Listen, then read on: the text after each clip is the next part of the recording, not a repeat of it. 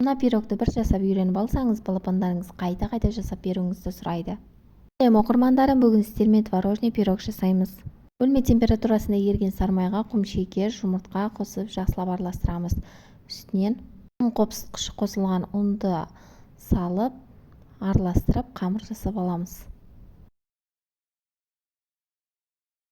Қамырымыз қолға жабыспайтындай болу керек.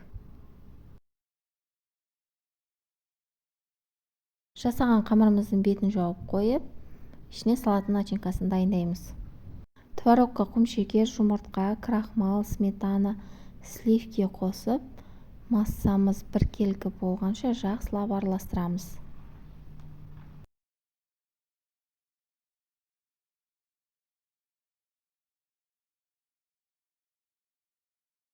Начинкамыз дайын болды.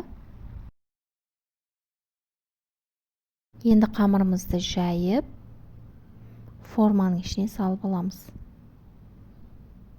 Пирогымыз асты толықтай пісу үшін вилка көмегімен тесіп шығамыз. Енді үстінен дайын начинкамызды саламыз.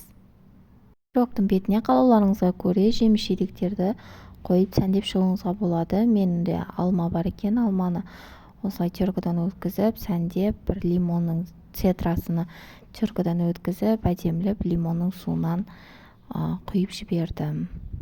Пирогымызды 30 минутқа 180 градуста духовкаға салып аламыз. Пирогымыз дайын, кесіп дастарханға ұсына берсеңіздер болады. Жасау оңай бұл пирог. Қонақтар аяқ асты келіп қалған кезде де сізді қолдайды. Сізде ұнаса лайк басып, каналыма тіркеліп, достарыңызбен бөлісіп кетуді ұмытпаңыздар. Ас болсын!